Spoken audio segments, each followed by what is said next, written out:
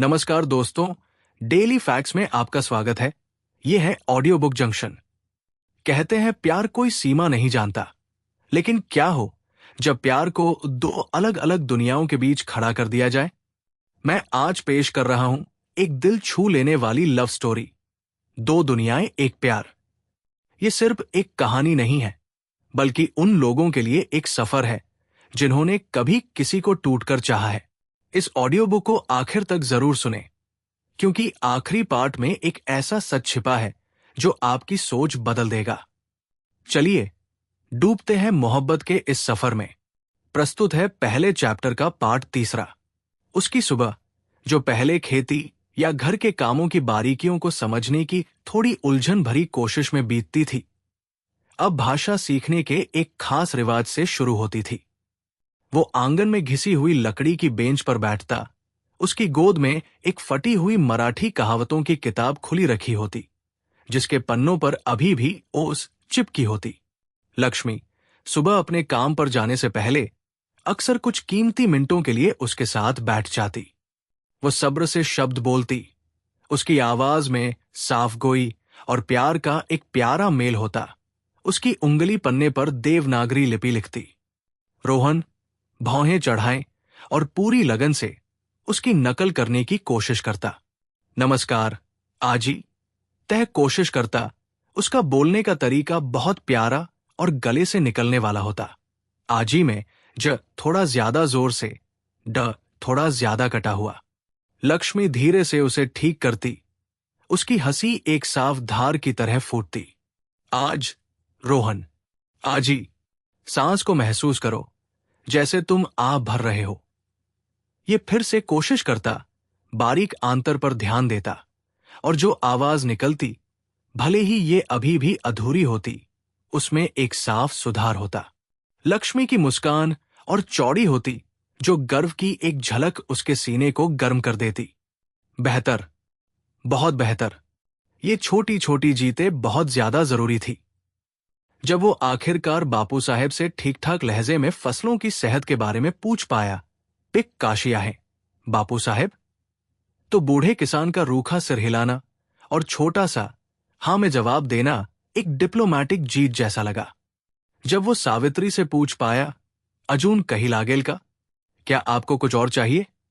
जब वो रात का खाना बना रही थी और उसने खुश होकर जवाब दिया, नहीं दादा धन्यवाद, नहीं दादा धन्यवाद, तो रोहन को ऐसी कामयाबी का एहसास हुआ जो किसी भी सफल सॉफ्टवेयर लॉन्च से कभी नहीं मिला था।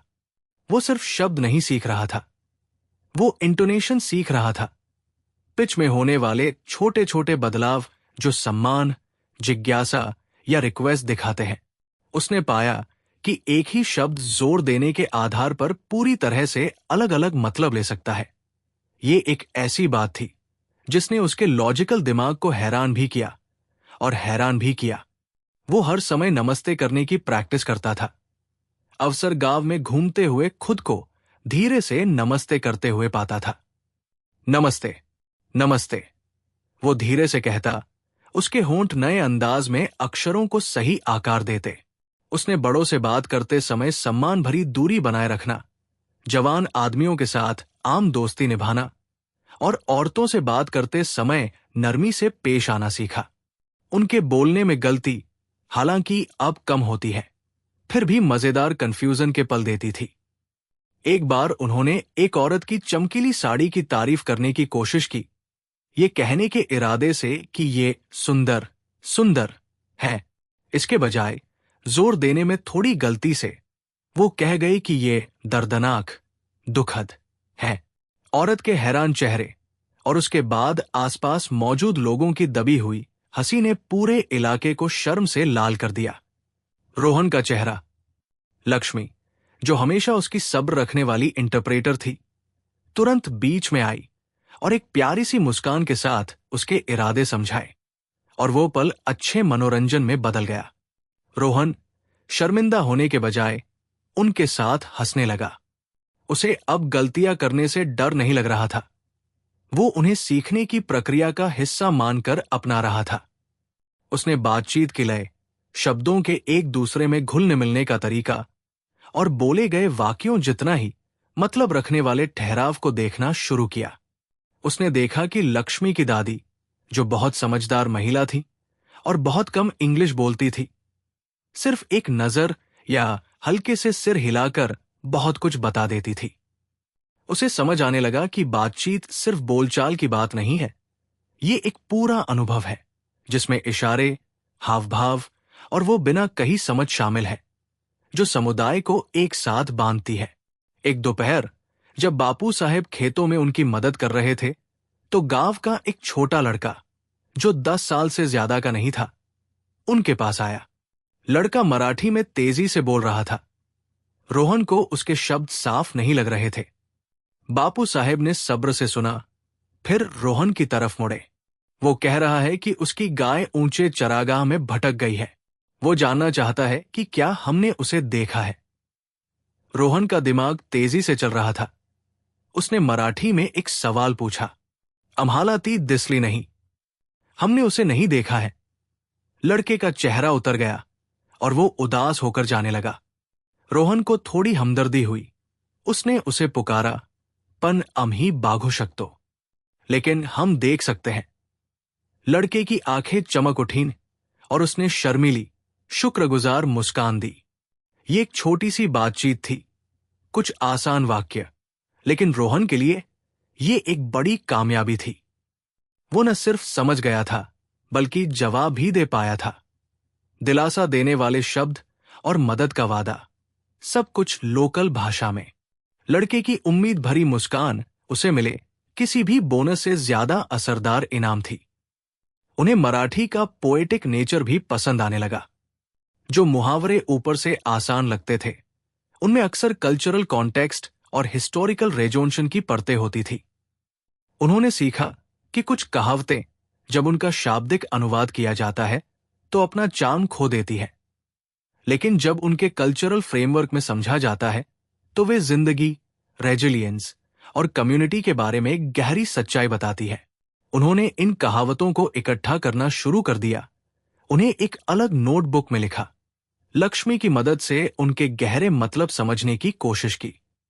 घोड़ियाला प्याय, मानुसाला में घोड़े के पैर होते हैं, इंसान के पास प्यार होता है। लक्ष्मी ने समझाया कि इसका मतलब है कि जानवर इंस्टिंक्ट से गाइड होते हैं, जबकि इंसान अपने दिल और कनेक्शन की जरूरत से चलते हैं। ये सिर्फ भाषा के सबक नहीं थे, ये इंसानियत के सबक थे। उसकी कोशिशें नजरअंदाज नहीं हुई। सावित्री, जो शुरू में उसे शांत, चौकस जिज्ञासा से देखती थी, अब बिना मांगे उसकी तारीफ करने लगी। तुमची मराठी सुधरली आहे, रोहन दादा, वो कहती, उसकी आंखें सिकुड़ जाती। तुम्हारी मराठी सुधर गई है, रोहन दादा।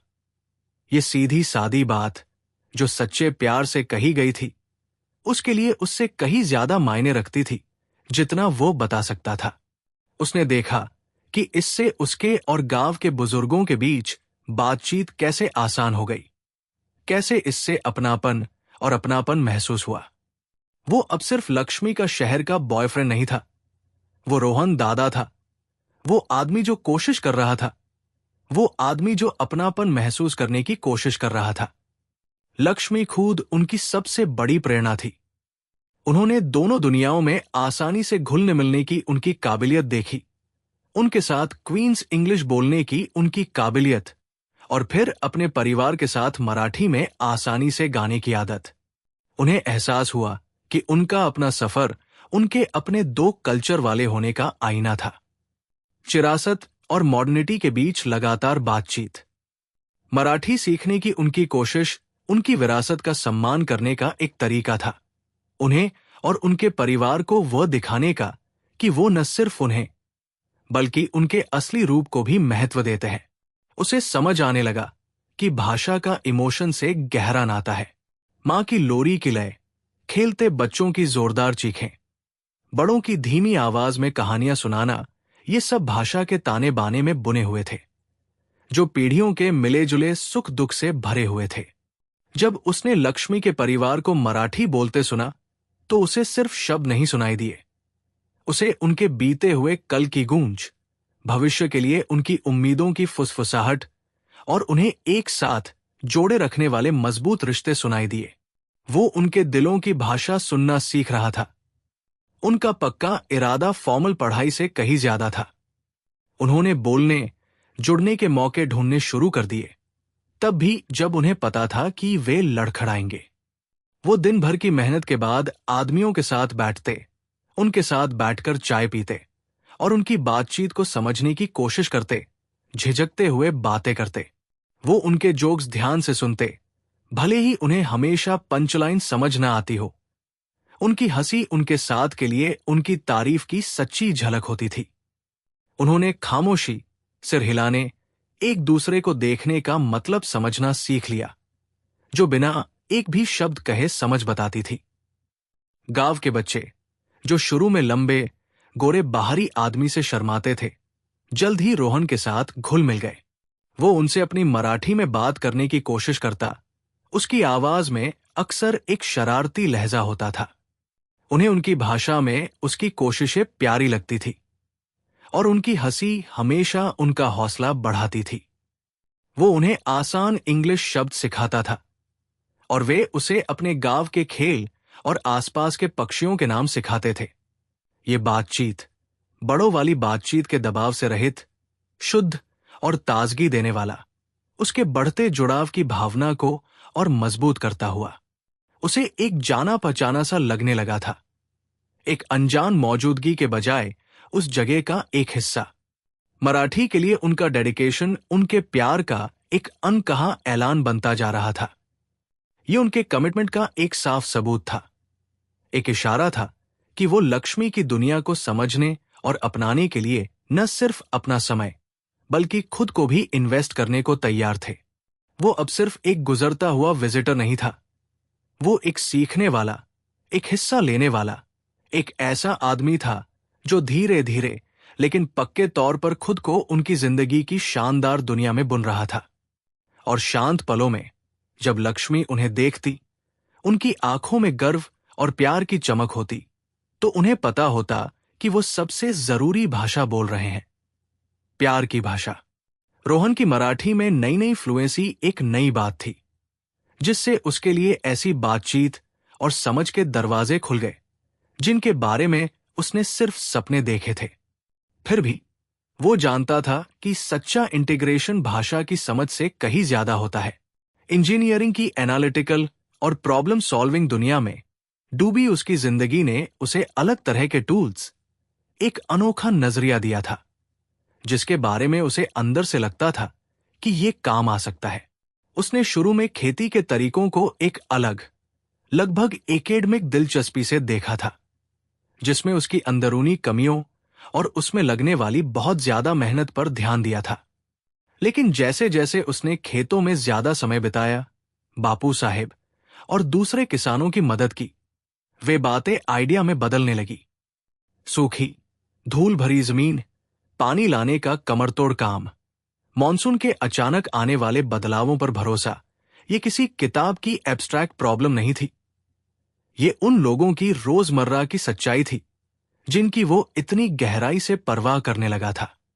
एक उमस भरी दोपहर, जब रोहन एक बंद सिंचाई चैनल को साफ करने में मदद कर रहा था, तो उसने देखा कि पानी, जो कीमती और जीवन देने वाला था, बेकार में सूखी जमीन में रिस रहा था। हाथ से पानी निकालने और दूसरी तरफ मोड़ने का पुराना तरीका धीमा, मेहनत वाला और लीक होने का खतरा था। उसने किसानों के चेहरों पर थकान देखी, उनकी चुपचाप झुंझलाहट देखी, क्योंकि वे कमियों से जूझ रहे थे। इससे उसके अंदर कुछ जगह, एक जानी पहचानी खुजली, एक समस्या जिसका समाधान चाहिए था। उस शाम बाद में, जब वो लक्ष्मी के साथ बरगद के पेड़ के नीचे बैठा था, केरोसिन लैंप की धीमी रोशनी में अपनी नोटबुक में स्केच बना रहा था, तो उसका मन रोमांटिक ख्यालों से कोसों दूर था। वो डिजाइन बना रहा था, मैकेनिज्म की कल्पना कर रहा था और फ्लो रेट कैलकुलेट कर रहा था। रोहन, तुम क्या बना रहे हो? लक्ष्मी की धीमी और उत्सुक आवाज उसके कानों में पड़ी। एकाग्रता। उसने ऊपर देखा। उसकी आंखें एक नए मकसद से चमक रही थी। मुझे लगता है मुझे लगता है कि मुझे पानी के चैनलों के बारे में कुछ आइडिया मिल गया है, लक्ष्मी, उसने मराठी में मिला जुलाकर समझाया। और उनकी बढ़ती टेक्निकल वोकैबुलरी कि कैसे एक आसान ग्रेविटी से चलने वाला डाइवर्जन सिस्टम शायद ज्यादा सोच समझकर लगाए गए स्लुइस गेट या आसानी से मिलने वाले मटेरियल से बने एक बेसिक पाइप नेटवर्क का इस्तेमाल करके पानी के डिस्ट्रीब्यूशन में काफी सुधार कर सकता है। उन्होंने पानी का नुकसान कम करने, ये पक्का करने कि हर बूंद फसलों तक पहुंचे और उन आदमियों पर बोझ कम करने की बात की जो हर दिन घंटों पानी के बहाव को मैनेज करने में बिताते हैं। लक्ष्मी ध्यान से सुन रही थी। उसकी भौहें तन गई थी। वो पानी की कमी से रोजाना होने वाली परेशानी को समझती थी, सूखे के समय गांव पर छाई रहने वाली लगातार चिंता को।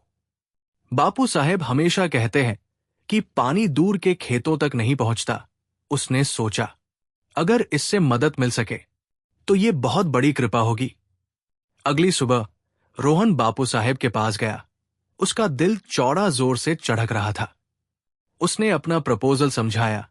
टेक्निकल शब्दों को समझने में उसकी मराठी अभी भी थोड़ी हिचकिचा रही थी, लेकिन उसकी गंभीरता साफ दिख रही थी। उसने अपने स्केच निकाले जिसमें पानी को और अच्छे से कैसे भेजा जा सकता है इसके डायग्राम दिखाए गए थे। बापू साहेब, जो परंपरा को मानने वाले और जमीन का बहुत सम्मान करने वाले इंसान थे, सबसे सुन रहे थे। उनकी आंखें, जो आमतौर पर बहुत तेज और समझदार होती है, रोहन की ड्राइंग पर टिकी थी। उसने गहराई से सवाल पूछे। उसका लहजा टालने वाला नहीं था, बल्कि सच में समझने की कोशिश कर रहा था। और ये पाइप धूप कैसे झेल पाएगा? और जानवर? उसने पूछा। उसकी उंगली एक बनने वाली नाली को ट्रेस कर रही थी। बापू साहेब के काम से हिम्मत पाकर रोहन ने जरूरी बातों को समझाया। जहां तक हो सके टिकाऊ, लोकल चीजों का इस्तेमाल करने और सिस्टम को मौसम से बचाने के तरीके बताए। वो सिर्फ एक टेक्निकल हल नहीं बता रहे थे, वो एक ऐसा हल बता रहे थे जिसमें उनके मौजूदा रिसोर्स और माहौल का ध्यान रखा गया हो। उन्होंने अगले कुछ दिन मौजूदा सिंचाई सिस्टम को एक क्रिटिकल फिर भी इज्जत भरी नजर से देखा। वो नहरों की लंबाई तक चले, कुदरती ढलानों, सबसे ज्यादा पानी के नुकसान वाली जगहों और सबसे ज्यादा जरूरत वाले इलाकों को देखा। उन्होंने दूसरे किसानों से बात की, सिर्फ उनकी मुश्किलों के बारे में नहीं पूछा, बल्कि उनकी जमा की हुई समझ, उनकी पीढ़ियों के अनुभव को भी सुना।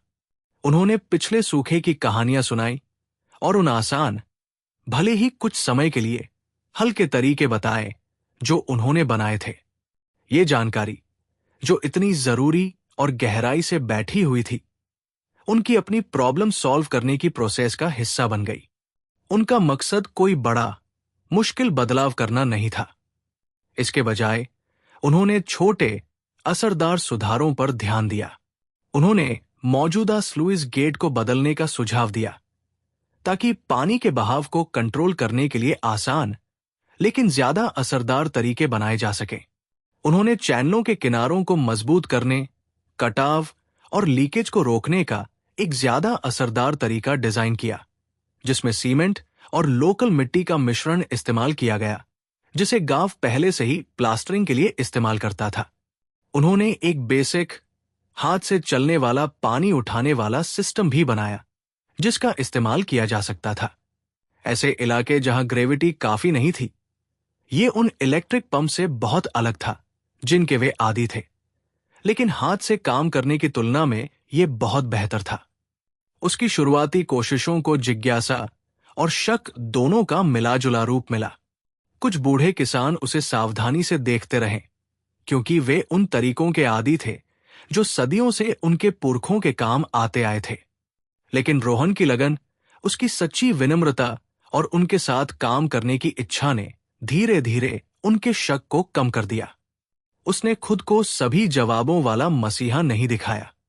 इसके बजाय उसने हर समस्या को मिलकर हल करने की कोशिश की, उनसे राय ली, उनके प्रैक्टिकल ज्ञान का सम्मान किया।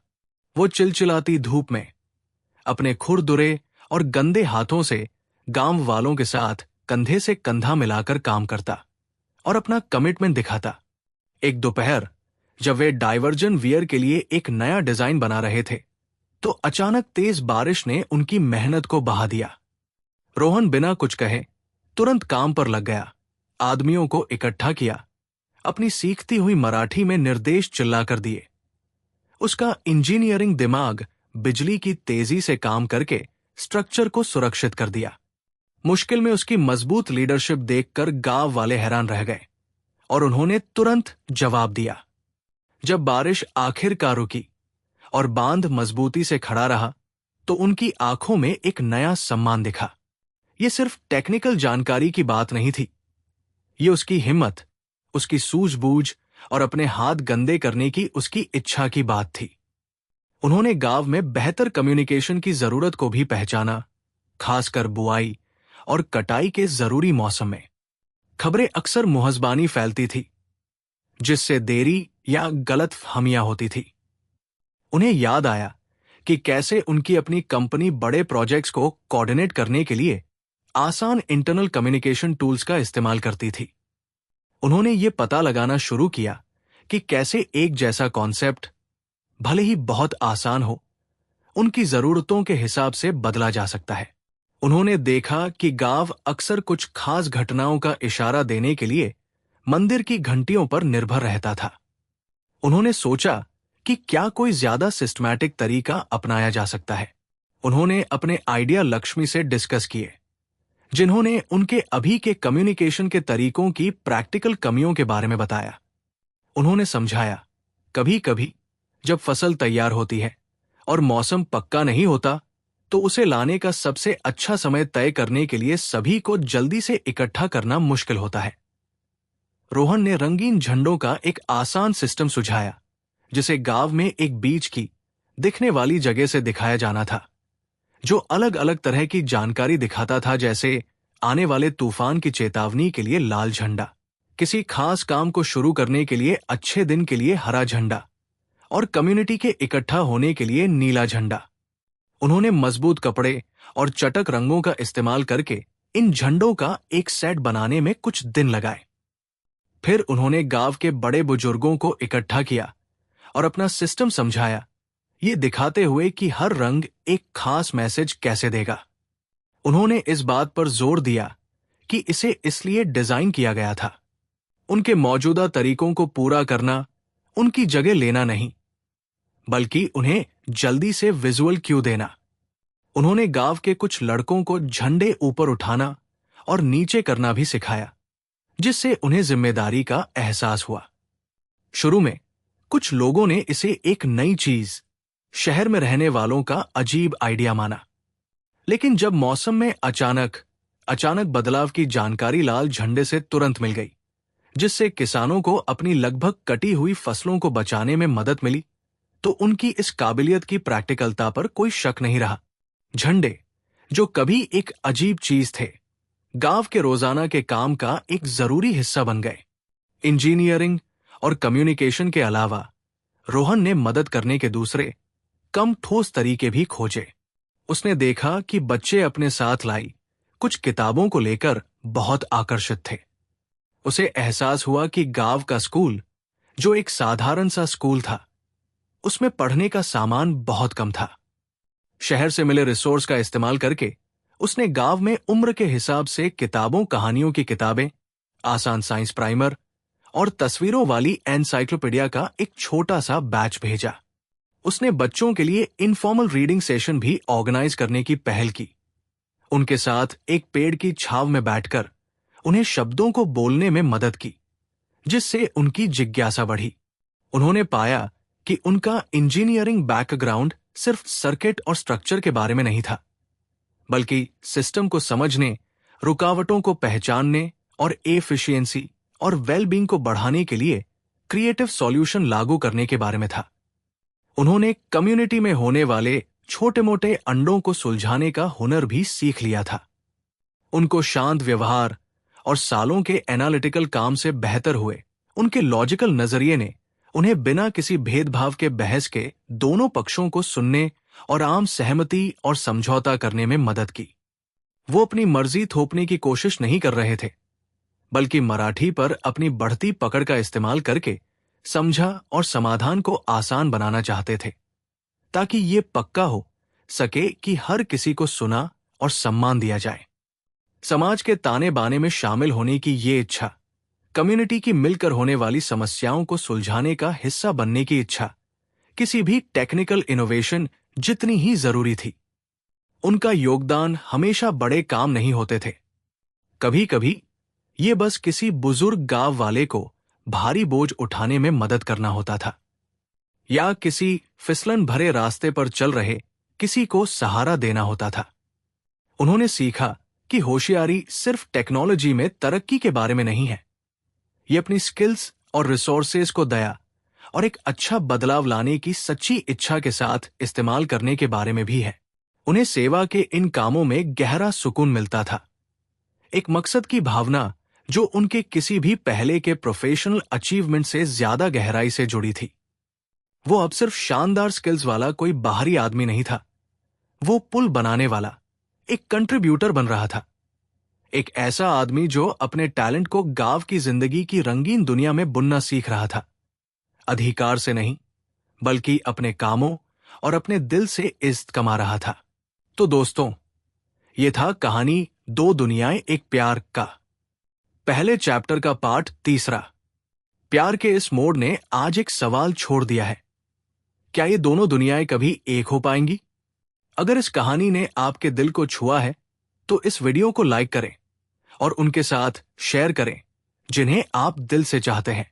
ऐसी ही और भी इमोशन और दिलचस्प कहानियों के लिए हमारे YouTube चैनल डेली फैक्ट्स को अभी सब्सक्राइब करें। अगले पार्ट में ये प्यार कौन सा नया मोड़ लेगा, ये जानने के लिए जुड़े रहिए हमारे साथ। मिलते हैं अगले वीडियो में, तब तक के लिए अपना ख्याल रखें। Thank you.